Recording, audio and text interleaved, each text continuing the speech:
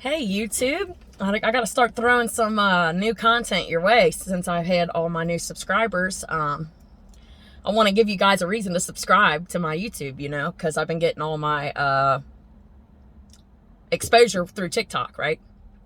So thank you to all my new subscribers. So what are we going to talk about today, guys? Let's talk about the beginning, when God created us, right? I was reading this to my daughter last night when we were laying down. I was reading her this story out of the Bible.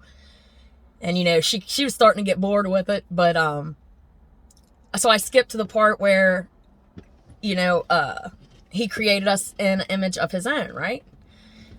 And I'm thinking, because I'm really trying to get the balance of what's going on. Like, who he is and everything. Like, I know we're not supposed to lean on our own understanding, but we're supposed to lean on God. But these are the things that I was thinking about. I'm thinking, okay, so we are carnal. We die here. And I'm thinking, but our spirit lives on. Energy is, it don't die, right? It just transfers. So there must be an afterlife.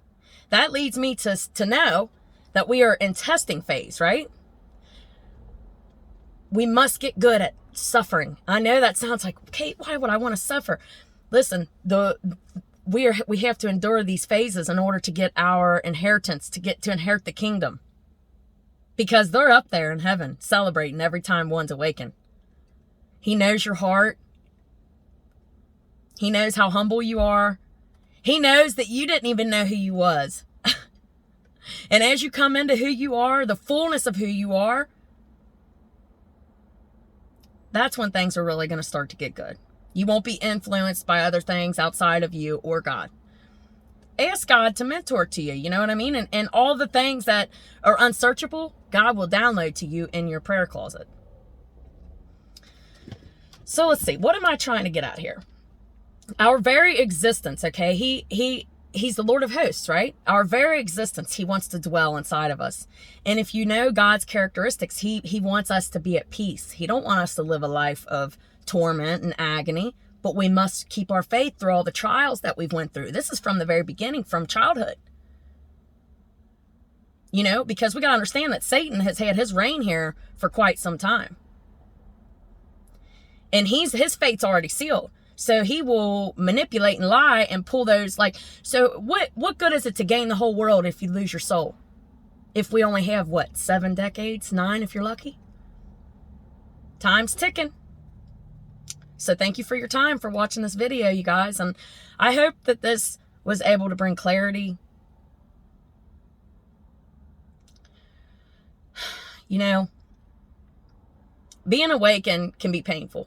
I have reached some points where I felt so awakened, I wish I could just go back to sleep. But the more I fall into knowing who God is and the royalty and the kingdom and it's peace. It's not, you're not, this isn't like you're selling your soul for the materials.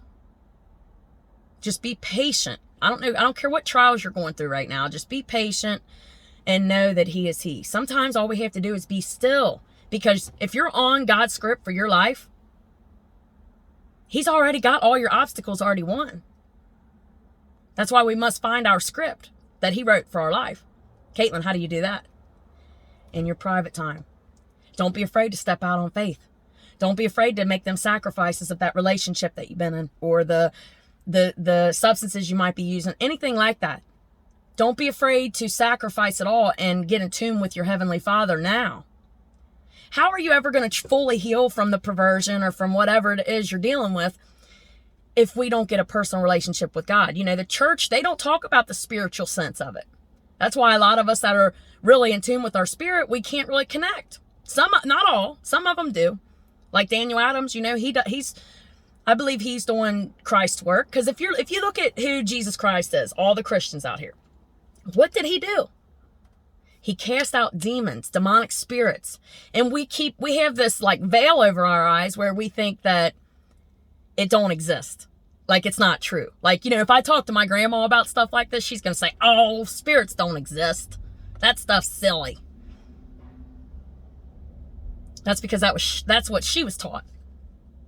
And if you're a true chosen child of God, this isn't vanity. This isn't trending. Yeah, I understand it might be trending because it's neat, whatever. Like, oh, chosen one. Everybody wants to be chosen, but only many are called and only few are chosen because of the suffering that we are willing to endure. You understand? That's why when bad stuff happens and it breaks our faith, we're falling farther away from the script he has for our life.